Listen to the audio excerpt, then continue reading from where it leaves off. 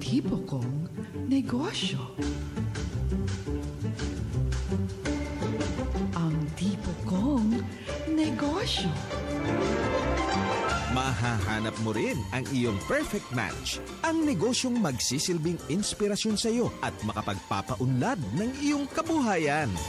Hindi lang door number 1, number 2 at number 3 ang magbubukas para sa iyo dahil samut-saring business ang matutuklasan sa Ang Tipo Kong Negosyo. Kung saan-saan ka pa naghahanap ng business opportunity, sa akin lang, may opportunity ka na. Pwede ba kitang abutin? Ikaw kasi ang pangarap ko. Sa'yo na yung SSS, GSIS, pati na ang PhilHealth ko. Basta, akin lang ang pag-ibig mo Ang budget ko sa'yo ay limited. Limited edition. Ang tipo kong negosyo.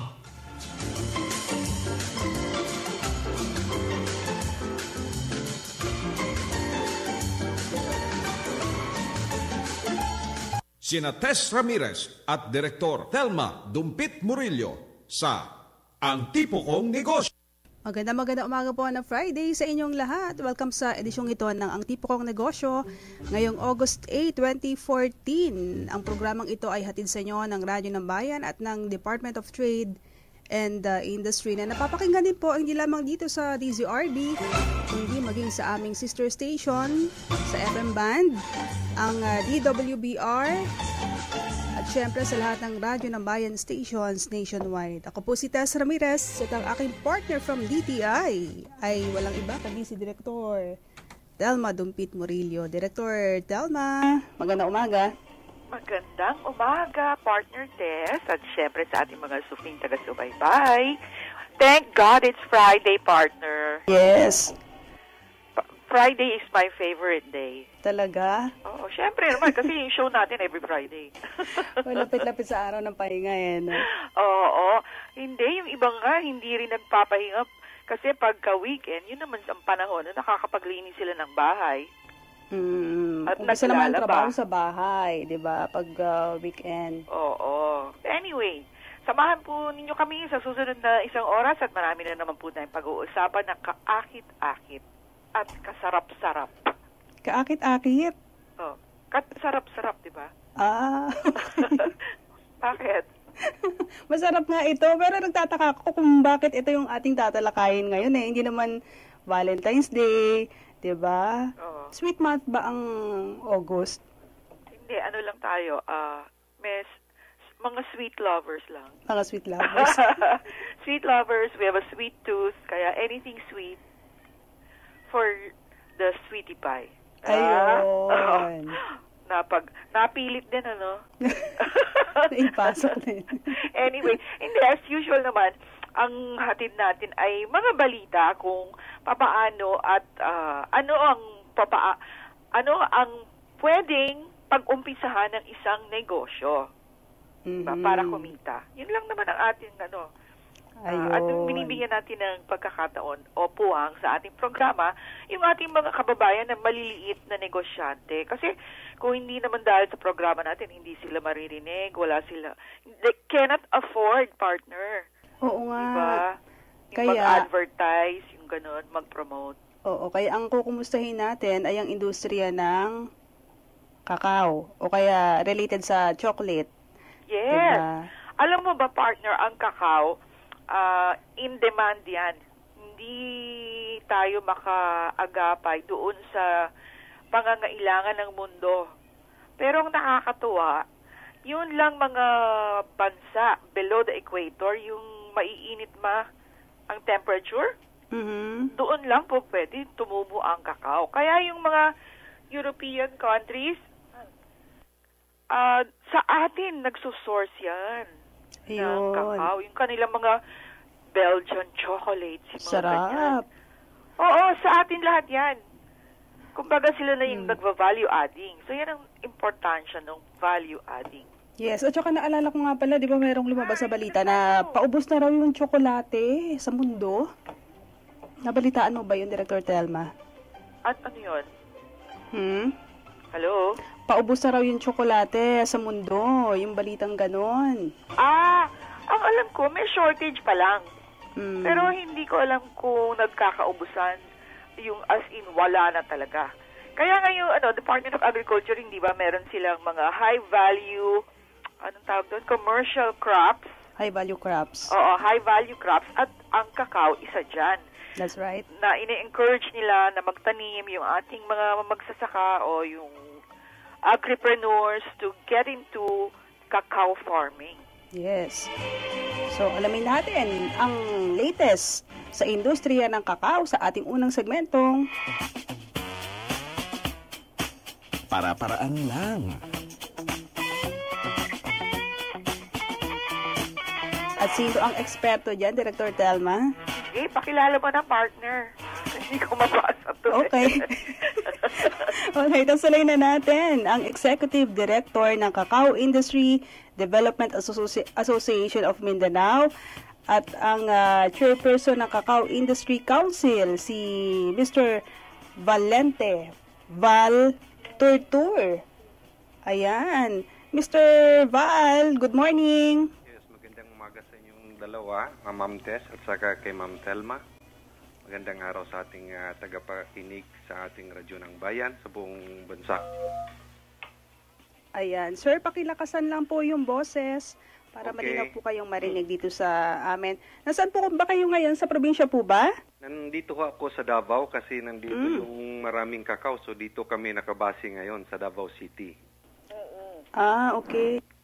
Diyan din po ba, sir, maitanong ko yung parang pilot project or farm ng isang malaking kumpanya na banyaga? Opo, nandito yung tinatawag nating Mars Cocoa Development Center. Yung Mars Chocolate, yun ang pinakamalaking chocolate manufacturer sa buong mundo. Correct. Yung gumagawa ng mga M&M's, Snickers. So nandito yung tinatawag nating development center kung saan nandito din yung model farm na pwedeng matutunan sa iba nating mga kasamahang magsasaka. So open naman pala po, hindi siya exclusive. Hindi naman, open naman siya. Okay. So, paano po na naging Mindanao or specifically for this discussion, Davao, ang sentro ng pagkakao? Kasi para sa kalaman ng iba dyan, ang Davao City kasi or Mindanao, ang pinaka may malaking produksyon ng kakao sa ngayon. 90% ng kakao natin produksyon sa buong Pilipinas galing po dito sa particularly sa Davao region. Mga almost 80%. Kaya dito na natin nilagay yung sentro kasi nandito yung taniman, nandito yung mga farmers, nandito yung mga processing, mga facilities. So, pati yung mga traders nandito na nagsiksikan ngayon. Talaga? Sino-sino po yung mga traders na yan at mga processing companies nandiyan na rin po? Meron na rin, pero yung mga paliliit-liit lang. Kasi alam natin na malalaki talagang processing sa cocoa is nandyan sa Manila, yung mga Universal Robina Corporation, ganyan, Goya Foods. But yung mga locally produce na kakao na pinoprocess, nandito po sa Davao. Aha. Okay, karaniwan po ang sinasabi ay yung mga farmers natin ay kawawa naman kasi yung presyo na binabayad sa kanila ay maliit, pero ang nakikinabang mga traders talaga. Totoo po ba yun in the cacao industry? Kasi for other produce, ganun po ang sitwasyon. Totoo yun, pero that was two years ago or some years ago. Pero ngayon, dahil sa kakulangan ng supply, yung mga traders natin pumupunta na sa bundok, doon na sila, so ang dami nagkukumpetensya. So tinatawag na natin ang kakao ngayon, lalo na sa Davao City Sa ibang probinsya, kalapit dito, ganon pa rin, kinokontrol pa rin ng traders yung mga farmers kasi liliit din ang kanilang supply. So walang pumapasok na malalaking traders. But dito sa Davao, kinukonsider na namin yung kakao natin as a seller's market. So ang farmers, meron na silang power ngayon, bargaining power kung magkano yung ibinta nila dahil may agawan ng supply. Magkano po ba ngayon ang going rate ng kakao? And how do you sell it? Is that per kilo? Paano po ang bentahan? Ang bintahan karamihan dito, siguro mga 80% dried beans na yan. Dried beans. So, Opo. semi-processed. Sort of, para may process na siya kasi ang pinaka-raw talaga niya is yung wet. Yes, Oo. that's right. So, nag-dried. So, out of dried, meron tayong mga between 20 to 30% fermented na. So, nag-value adding na yung mga farmers yung iba. Director Telma, mas labor-intensive daw kaysa capital-intensive yung cacao farming. Pero itong si Mr. Val, Sir Val, napag-alaman po namin na kayo'y naging cacao nursery operator dito lang 2013. Opo. Oo, kasi noon nga, starting 2011, kasi as executive director, palagi akong pumupunta, umiikot sa buong Mindanao para promote lang ng cacao industry. Sabi ko, maganda. Ngayon, nung nakita ko, after 2 years, parang yung mga tao, talagang yung interest nila tumaas So, biglang, sila tatanong, saan tayo kukuha ng seedlings? So, sabi ko, kulang may kakulangan sa supply ng seedlings. So, nakisali na rin ako doon sa pag-propagate, pag-produce ng seedlings, which is maganda naman. Maganda sa mga small growers kasi kahit sa backyard pwede. In fact, noong 2013, nag-start lang ako ng 5,000 seedlings. Oo. Ngayon, nasa 100,000 level na ako in just a matter of less than a year. I see. Etong cacao pwedeng i-intercrop to sa coconut di ba, Mr. Val? Magandang partner ito sa intercropping ng coconut dahil alam natin ang laki kaya ng coconut area natin dito sa Pilipinas. Parang umaabot ng nasa almost 2 million hectares. Then mga 1.6 to 1.4, 1.6 noon is maganda for intercropping. So ang ginagawa ng traditionally kasi dito sa Pilipinas, pag may coconuts, especially doon sa Visayas area, even dito sa Mindanao, nag-intercrop sila ng cacao. Kasi ang cacao, mas maganda siya mag-thrive kung meron siyang taller trees na mag-shade sa kanya. Yung Dahil ito rainforest crop ito and coconut is the best na pang shading kasi yung cacao requirement sa shading is at least may 25% siyang shade from sunlight. Which is mag-serve ang coconut better for that. So, perfect sila. Perfect. Yeah, perfect partner yan. Ika nga, di ba, yung pag-umpisa pa lang ng pagtanim mo ng cacao, ang kailangan mo doon yung leaves ng coconut para pang shade, fronding, yung initial yung pag-transplant mo kasi ayaw natin ma-stress sa sunlight. Pag magtubo na yan, nandyan na yung cacao, meron tayong tinatawag sa mga Cebuano na kinutil Ano po ibig sabihin? Hinahalo yung tuba at saka yung tsokolate. So sabi ko may symbiotic relationship talaga yung cacao at coconut. Ayan, okay. So, mahabang proseso yun, partner, Pero, doon sa value chain, Mr. Turtur, marami ka ng areas na pwede pagkakitaan. Like you said nga, yung una, yung sa nursery, pwede ka nang kumita doon, hindi po ba? Yung sa cacao nga, yung sa chain niya, pag-start pa lang sa nursery, kikita ka na. Oo. And nung pag-grow mo, lalo ka nang kikita. Sa ngayon, sa presyo ngayon, sigurado yung farmers is kumikita ng between 70 to 80 pesos per kilo. Really? Yeah, for dried. Because ang production cost natin per kilo ng dried is something like 40 pesos. And they're selling for between 100 to 120 pesos. Depende din yon sa quality ng beans mo. Yes. Yun. So, ayun, 70 pesos agad ang kita, partner. Oo nga. Oo, 60. At Director Telma, siguro totoo nga yung sinasabi ni Mr. Val na humina ngayon yung yung production natin sapagkat nung 1950s pala umabot tayo sa 35,000 metric tons yung production ng Pilipinas, pero ngayon nasa 10,000 metric tons. Yes, totoo yun. Kasi actually it's 1980s na yung umabot tayo ng 35,000 metric tons. Ngayon, yung iba sinasabi nila, yung yung CARP naging responsible daw doon sa pagbagsak ng production dahil na-divide yung plantation areas into small na land na lang distributed to farmers and the farmers wala na silang kakayahan na mag-asikaso, mag-fertilize ng farm so nag-reduce ng production. But maraming dahilan factors ng pagbagsak noon. May infestation na ng mga different yung klase na pest and diseases. Tapos, bigla ding may climate change. So, kasama na yon. Ngayon, sabi nila, kaya pa kaya natin. kaya dahil maganda pa rin ang lupain ng Pilipinas. Na-mention niya kanina ni Director Telma na ang production natin talagang pataas siya dahil nasa between the 20 degrees north and south of the equator kung saan pwede lang tutubo ang mag-thrive ang kakao. Yes, that's right. So, ang swerte talaga natin sa Pilipinas na partner. Oo naman. Nagtataka lang ako, bakit marami pa rin mahirap? Yun. May masagot ho ba kayo doon, Mr. Turtur? Ang kahirapan naman, hindi yan, yung iba, palaging gobyerno, political. Minsan kasi tinitingnan natin, sipag lang yan di ba? Oo. Kasi ayun, isang tip yan.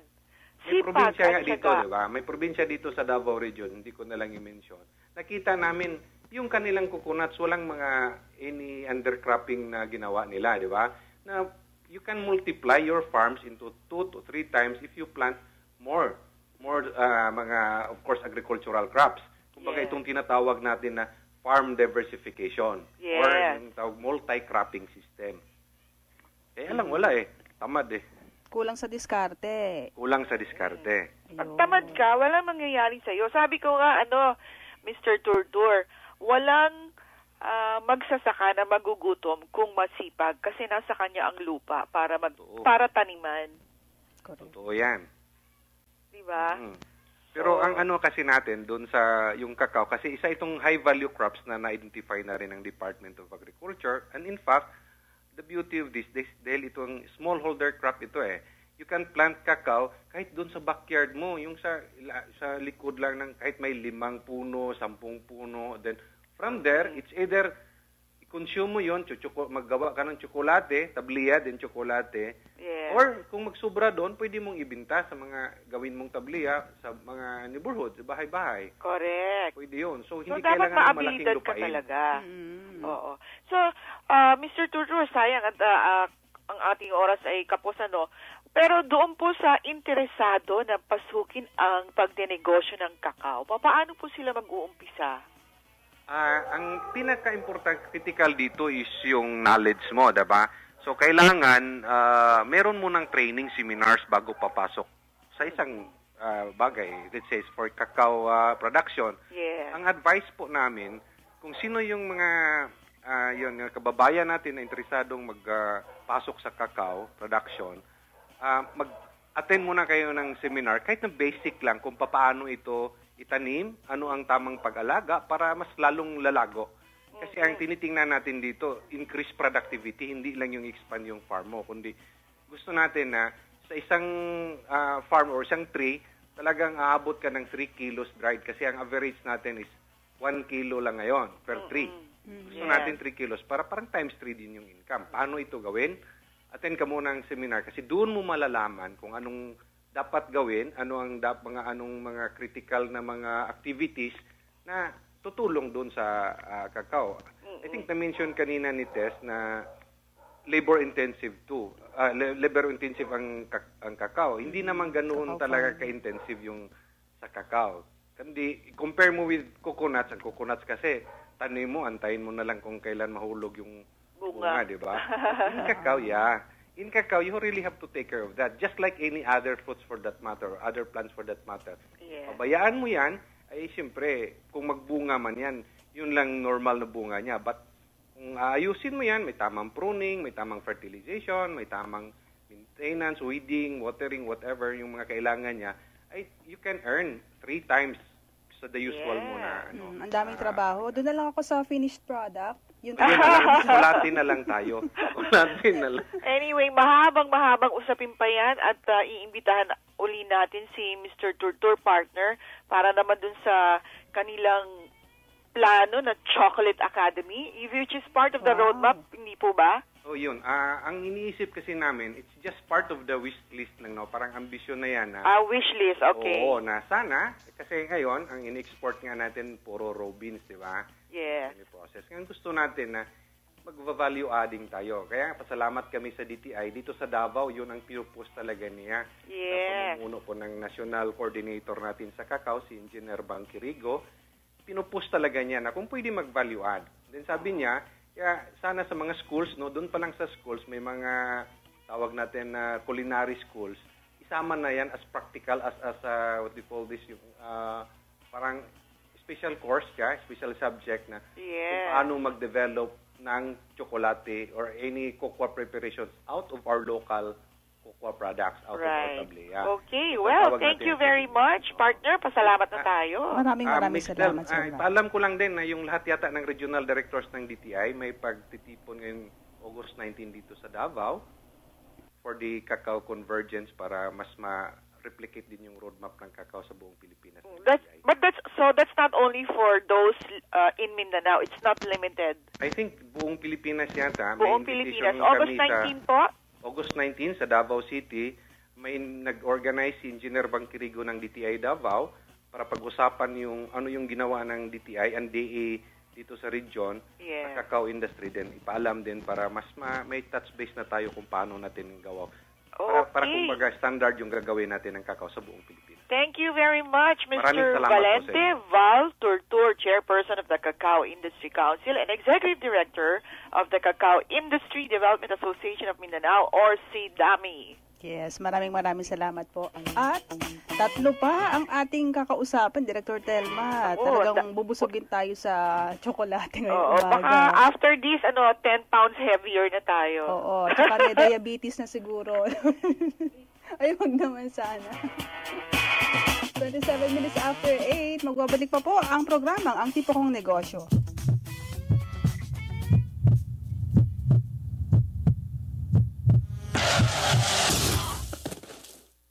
Pwedeng mangyari ang di inaasahan. Buti maasahan ka at ang SSS. Sa bawat hulog mo, mas malaki ang balik sa'yo. May sickness, maternity, disability, death, and retirement benefits ka. Kaya protektado ka at iyong pamilya. Mag-member ng SSS. Punta na sa SSS branches o sa website sss.gov.ph for details. Ang bagong radyo ng bayan. Radyo ng bayan. Sina Direktor Thelma Dumpit Murillo at Tess Ramirez sa Ang Tipo Kong Negosyo. Okay, tuloy-tuloy ho tayo. At kami pa rin ang inyong makakasama. Sunod-sunod na itong ating gagawing pakikipag-usap, Director Thelma. At yung ating nasa next in line, I see. Ang susunod natin kakausapin, isa ring miyembro, actually Vice Chairperson ng Cacao Industry Council at may-ari ng popular na Malagos Farm. Ewan ko kung natikman mo na yung kanilang Malagos chocolate partner. Talaga naman, it's to die for. Wow, talaga. Diba? Nasa linya na ba yung ating susunod? Nasa line na siya. Okay, let's welcome to the program Miss Charita Chari Puentespina. Magandang umaga, maayong buntag, ma'am. Maayong buntag, madayaw. Thank you for finding time to join us. And of course, we're honored because Malagos Farm is in the house. Yes. Opo. Okay, Malagos Farm, how did you start this? Ano po yung mga una ninyong produkto na na tinatanim noon? I know you were more popularly known with orchids. Opo, waling-waling po ang unang-una kong gustong maibalik sa atin. Okay. And then, how did you go about incorporating cacao into the farm? Opo, kasi meron kaming adjacent na property na kailangan namin na ma-preserve yung environment. So, we had to do some hard work to be able to acquire it. Mm-hmm. No? And then, maraming cacao. Cacao ito at saka under coconut. Old coconut trees, old cacao trees. Mm-hmm. Ito po ay already now. Pero dati na po kayong may kaalaman tungkol sa cacao.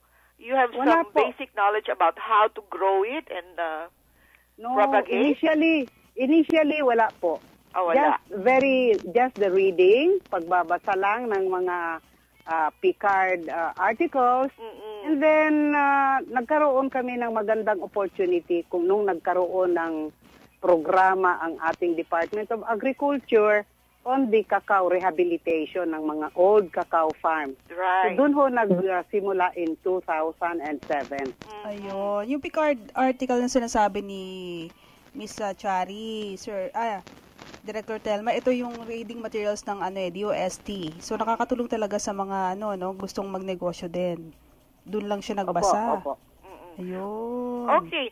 As the Vice Chairperson of the Cacao Industry Council, ano naman po ang inyong itinutulak pagdating sa pag-cacao? Kailangan ho talagang i-rehabilitate natin yung ating old cacao trees at saka mag-expand into yung mga coconut lands natin na malawak na wala mang tanim sa ilalim ng mga coconuts. So, very good partner po ang cacao at saka yung coconut, which both industries has to be revived. These are export potential commodities. And talagang madali lang sa atin kasi nandito tayo within the tropical band of the world. Bali, malapit tayo sa equator. Kung ganyan, maganda ang tanim na cacao. On this November, partner, meron yung tinatawag na Cacao Connect 2014. Ano po ang aasahan natin dun sa Cacao Connect?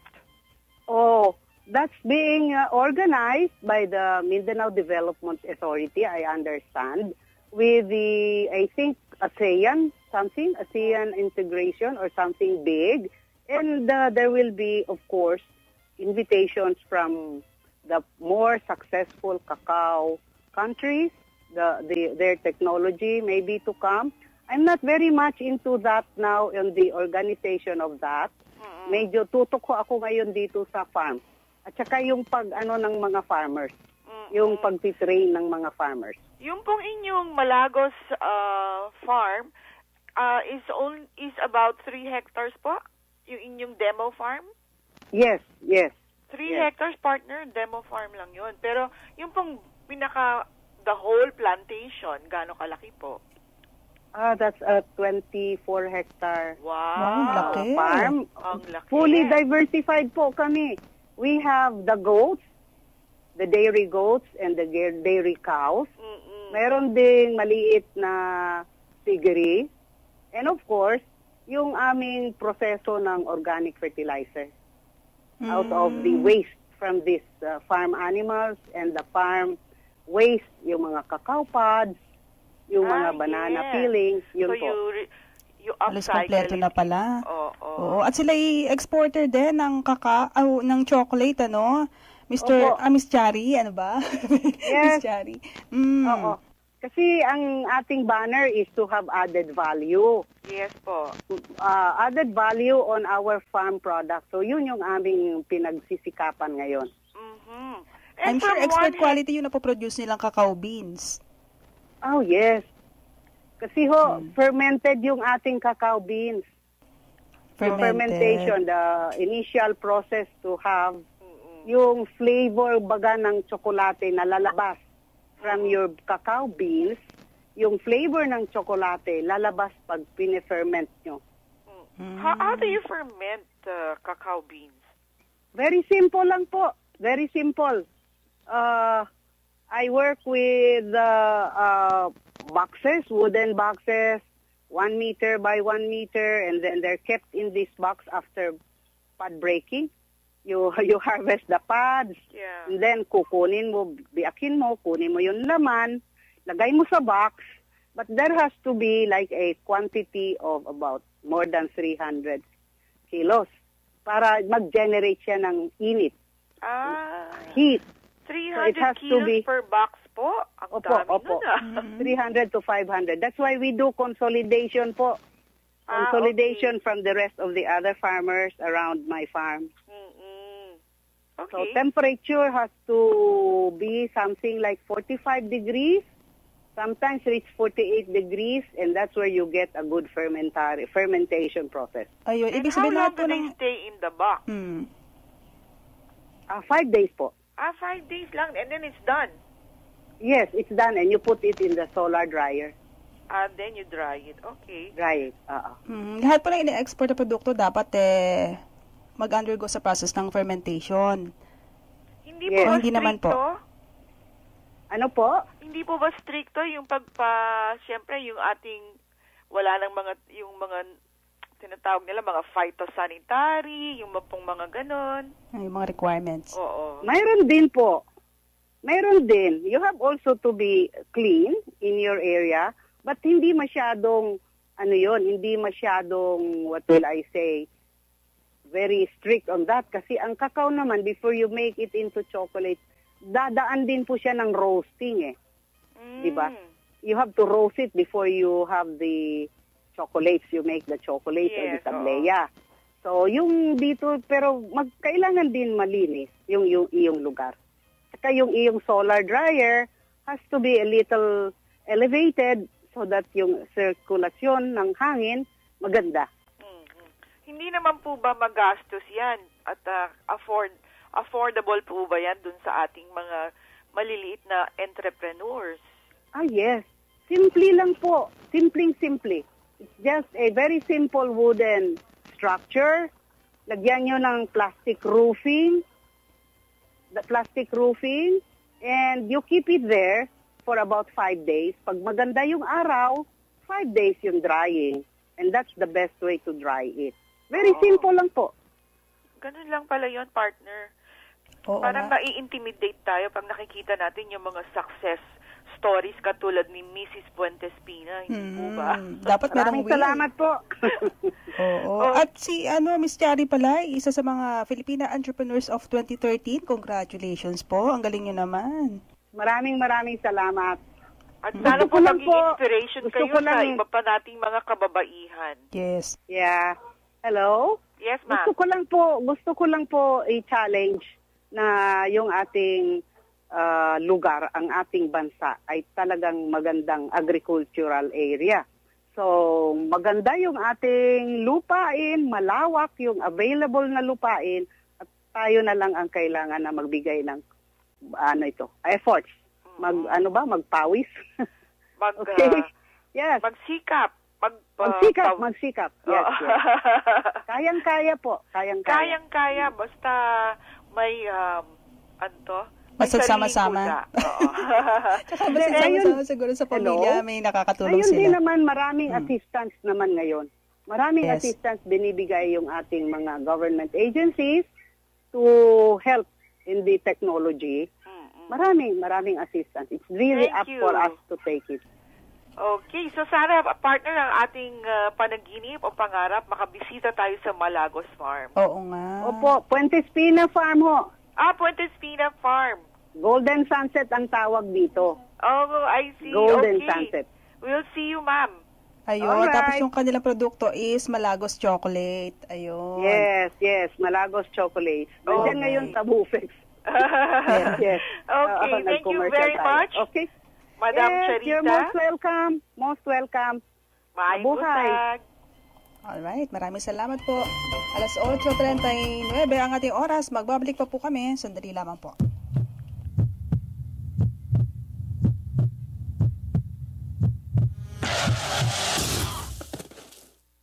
Pwedeng mangyari ang di inaasahan. Buti maasahan ka at ang SSS. Sa bawat hulog mo, mas malaki ang balik sa'yo. May sickness, maternity, disability, death, and retirement benefits ka, kaya protektado ka at iyong pamilya. Mag-member ng SSS. Punta na sa SSS branches o sa website sss.gov.ph for details.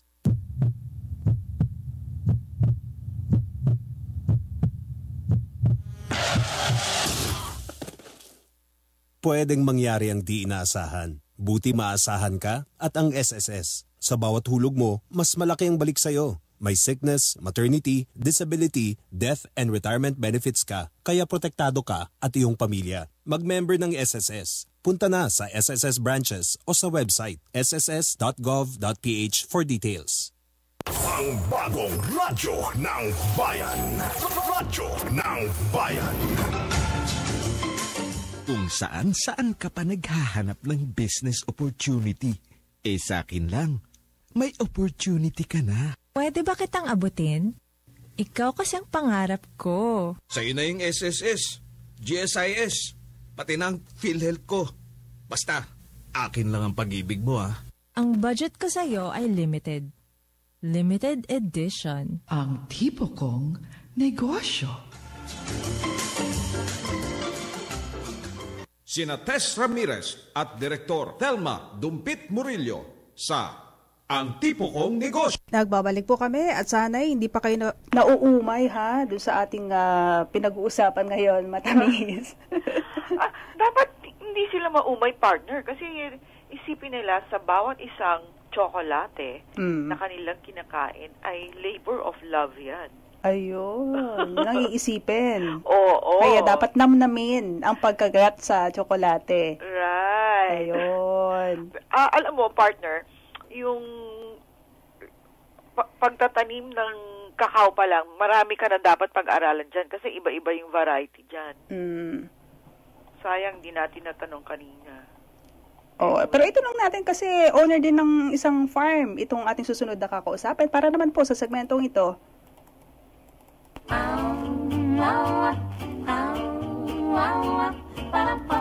Achy Breaky Business. At siya nasa linya na, Director Thelma. Yes, let's welcome to the program ang may-ari po ng Cablon Farms, Mr. Ernesto Pantua Jr. Tama po ba yung pronunciation ko, sir? Tama po, and good morning po sa inyo. Good morning to you. Yes. Yung pong Cablon, what does that mean po? Barangay po yun kung saan nakalocate yung farm. At itong farm na to ay isang family farm po na inumpisan pa ng mga magulang namin. I see. And how big is your farm, sir? Okay. Originally, mga 65 hectares yon. Wow, mas malaki pa to, partner, Oo, kaysa yung kanina. Bongga. Nakakalula naman ito, sir. Hindi, kasi family nga, di ba? Oo. Taga-Luzon yung parents ko, pero yung Cablon Farms, located sa Tupi, South Cotabato. Actually, sa foot ng Mount Matutom. Oh, how nice. Yeah. Kaya naman pala yung lupa dyan ay talagang napakaganda. Yes, it's actually a sandy loam na soil. Meron kaming elevation about 500 meters above sea level. Wow, Ang ayoko kakao po tabato thrives yun in that environment. Yeah. Okay. How many cacao trees do you have? Actually, about 20,000 hills. Okay, 20,000. So that's 20,000 trees, I suppose. Yes.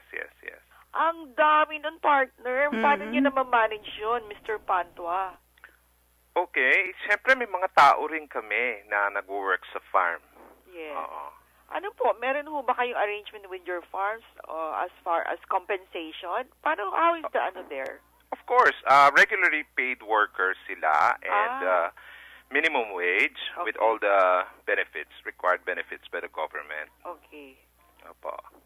And then, but you don't have profit sharing or ganon? Wala pa naman kami profit sharing. Walang cooperative? Wala pa rin cooperative. Ayun. Meron lang. Wow, ang laki po ng inyong overhead, kumbaga. Of course. Malaki as in malaki. Okay. Kasi actually sa bayan namin, siguro maliban lang sa Dole Philippines, kami pala ang nag-aano nung minimum wage and all the benefits. That's right. Plus you have to put in yung mga machines and other technology to process chocolate, hindi po ba? Yeah. Actually, nagsimula kami sa local fabrication, pero eventually we have to buy equipments na from outside of our country. Really? Opo, dahil wala pa hong alam ko walang locally nagpa-fabricate ng mga machines na para sa chocolate. I see. Partner, may tanong ka ba? Director Thelma, bigatin pala yung ating mga nakakausap. Awardee din si Mr. Ernesto sapagkat siya ay natatanging magsasaka processor ng 1999 hanggang 2000. Talaga naman. So, ibig sabihin talagang focus si Mr. Pantua sa kanyang ginagawa. Oo nga. Pero, Mr. Pantua, kayo po'y nahirapan po ba dun sa inyong pagsisimula bago kayo naging successful businessman ngayon? Yes, of course, no. Talagang hard work naman talaga ang farming. At, syempre, alam naman ninyo, mahirap talaga yung farmer na, walang masyadong technology equipments available para sa kanya, lalo na sa mga small-scale farmer, no? Yes. makikita naman natin actually sa industry natin ngayon. Ano po ito tinatawag na bean to bar project ninyo? Yeah, actually bean to bar, yun yung usong yun yung usong term ngayon para dun sa mga gumagawa ng chocolate, yun dun sa bean level. Pero sabi ko, one notch higher kami dahil from plant to bar. From plant to bar. How exactly does that... Iba yung bean to bar eh. Actually, yung bean to bar, baka yung mga gumagawa niyan, yung actually bumibili ng beans, tapos from beans ginagawang chocolate. Chocolate bars. Bars, yes. Yung sa inyo naman is from the plant. From planting itself to the bar. Ayun. Wala pa ako naririnig, no? Kanina umaga ko lang na-realize. So, nga pala, no? Hindi kami bean to bar lang, kundi talagang from plant to bar. So, kumbaga yung from farm to table. Hindi naman kasi actually binibenta pa namin yan, di ba? Pero importante din daw po na maging ethically grown ang kakao eh. Paano po ba mangyayari yon? Yeah. Actually, speaking of ethically grown, yung nga, dapat sabi nila, para maging ethical yung produkto mo, you have to close the chain, yung supply chain as short as possible. Pagkatapos, syempre, yung mga workers mo, you have to pay them the just wages. And wala kang child labor. Ganun po. Actually, yun ang ibig sabihin ng ethically grown. Opo, at saka isa pa, ang pinaka-importante nun, yung pamamaraan mo ng pag-agrikultura, pagtatanim, ay sustainable din. No? Sustainable farming. Actually, yung farm namin is a multi-crop farm. Yung kakao nakatanim under coconut trees, tapos may mga halong bananas din siya. Sa ilalim ng kakao, meron rin chili. Yep. Yung ating siling labuyo. Sa inyo rin ba galing yun? Yung nabalita kailan lamang tungkol dun sa sili? Yung spice chocolate. Gumagawa kami ng spice chocolate. Right. Yes po. Sa inyo pala yun. Yeah, so that is your secret recipe. Marami pang iba. Pero paano mo malalaman ng mga buyers yun na ethically produced yung kakao o chocolate? Paano po malalaman ng mga mamimili? Na ethically produced yung kakao or yung ginawang tsokolate? Yun na nga yung problema. Alam mo, syempre, lahat yan kailangan ng marketing strategy or marketing promotions, ganon. So that way you are able to demand a higher price or a premium if it's ethically grown? Supposedly, pero dapat, yun nga kailangan may educate yung tao. Kung hindi nila malalaman na ganun ka nga, mahirap. No? Kaya nga kami, nag-partner na rin kami sa Philippine Fair Trade. And actually, nag-organize rin kami. May organization kami sa General Santos, kasama yung mga taga South Cotabato at Sarangani, na fair trade practitioner. Ayun. Okay. What are the challenges po in putting up a cacao farm? Challenges. Okay. Actually, ang paggagawa o pagtatanim ng cacao is madali lang, no? Actually, the transformation from beans to bar is the most important thing para ma-encourage natin yung mga magsasaka na mag-go into cacao cacao production.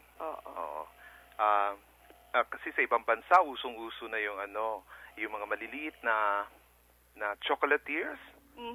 Actually, yun dapat yung ating develop. Lalo na kung siya pa yung cacao grower, no? Right. So, kasi matagal na kami sa cacao industry. Actually, nung nag-graduate ako noong 1980 sa UPLB, ay nagtrabaho na kaagad ako sa farm. Tapos, noong mga panahon na yon, noong paman, nag-ano na yung ating gobyerno na magtanim ng cacao on a big scale. No? Ang problema kasi ang cacao would be from 3 to 4 years, mamumunga na siya. Yeah. No? Lalo na pa sa mga bagong variety ngayon. Ang nangyari, nung dumami yung supply, talagang bumagsak yung yung presyo. Yung presyo. But now we're experiencing a glut or what? Or shortage? No, a shortage actually, no? A shortage of beans. Alam mo naman, ang China, lumalaki ang ekonomiya. Oo. So China po ang ating pinakamalaking buyer of cacao. Palagay ko, no? Pero sa amin, siyempre, local kami. Oo. 90% of our beans are sold locally. Really? Oo. And kulang pa rin local lang. Kulang pa rin ang supply sa local sabi market. nila, kasi tumataas yung tumataas yung presyo. Oo. 120 pesos na po ang kilo ngayon? 124 actually yung huli namin benta sa Davao, sa trader. Oo. Kaya nga ngayon, Director Telma, may project ang DA na palawakin yung plantation ng kakao. Yes. Oo pero ang ang suggestion ko is side by side dapat dun sa processing ng mga small scale. Yun. Kaakibat dapat yun para hindi mangyari ulit yung nangyari nung mid-1990s.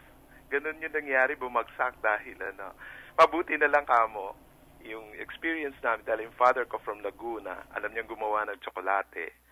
Doon kami nagsimula mag-process.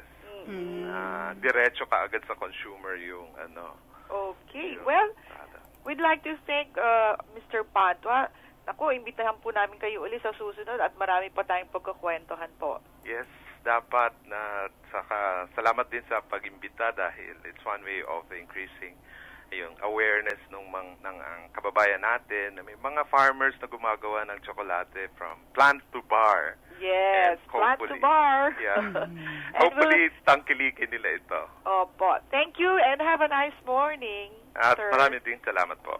Ayan, maraming salamat kay Mr. Ernesto Pantua Jr., owner ng Cablon Farm. Sina Direktor Thelma Dumpit Murillo at Tess Ramirez sa Ang Tipo Kong Negosyo. Isunod na natin sa oras na 8:53 si Mr. Joel Pascual, ang presidente naman, Director Telma ng PEP Group Inc. That's right, partner. At alam naman natin na hindi mabebenta ang ating produkto kung nandun lamang sa farm. Kailangan natin ng marketing at distribution.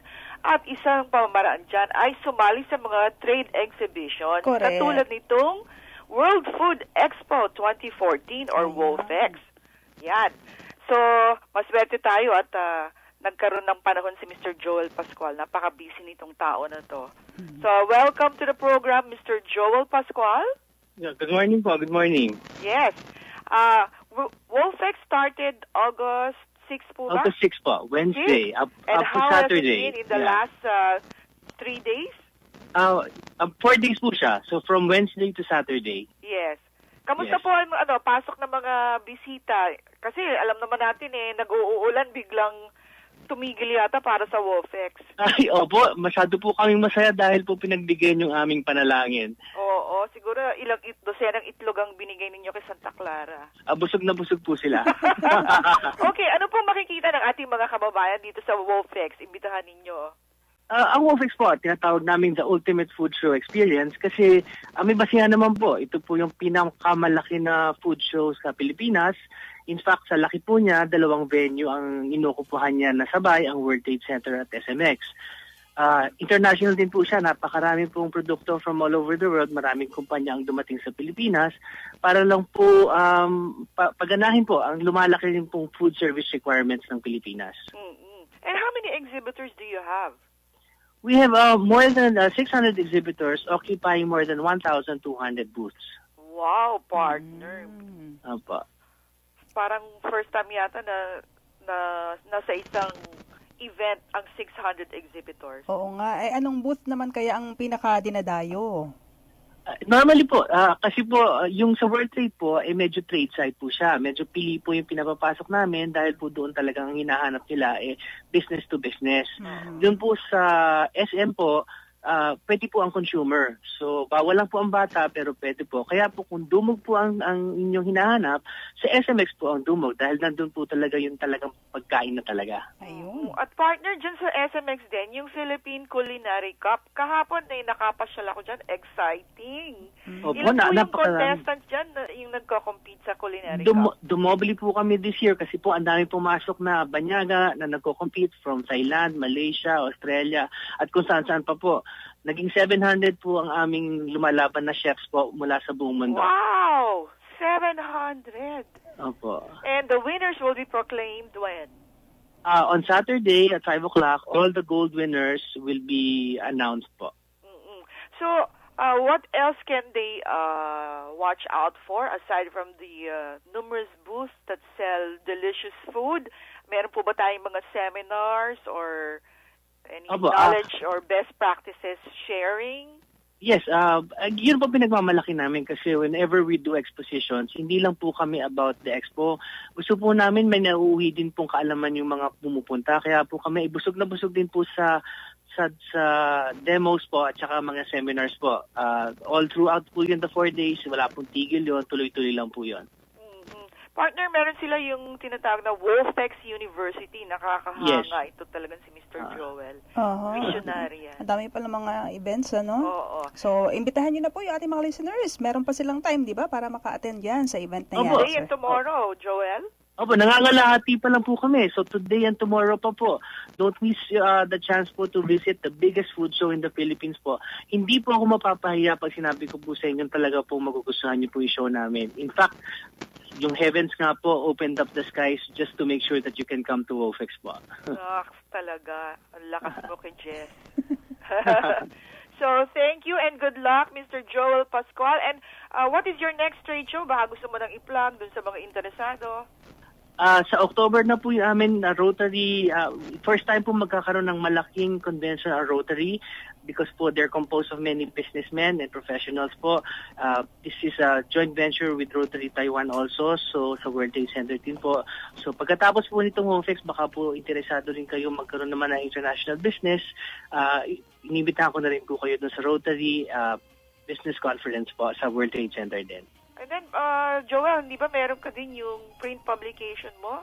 Opo, kami din po ay publisher ng World Food Magazine. Ito po yung talaga pong kaisa-isa na trade magazine po on food. Kumbaga, business side lang po kami ng food. It's not about the recipes, but para po sa nag-iisip na nasa food business na o nag-iisip magpunta sa food business, para po yung aming knowledge na impart, hindi lang po sa expo, kundi po all throughout the years through our magazine po. Ayan. So, complete package, partner. Opo. So, yes. Pasalamatan na natin si Joel sa kanyang oras at magbabalik na yan sa SMX. Oh, thank you so much, Mr. Joel Pascual. Thank you very much, Joel. Thank you. Alright. At isang minuto na lang bago mag-9. Papaalam na tayo. Oo. Maraming salamat, partner. At syempre sa ating mga suking taga-subaybay sa inyong walang sawang pakikinig. Ito po ang inyong lingkod, Thelma Dumpit Murillo, hanggang sa Sabado pong muli. Ay, sa Biyernes pala. Have a nice weekend. Ano ba yan? Bye-bye. Excited na talaga eh. Ayan si Director Thelma sa weekend. Thank you so much for listening mga kaibigan.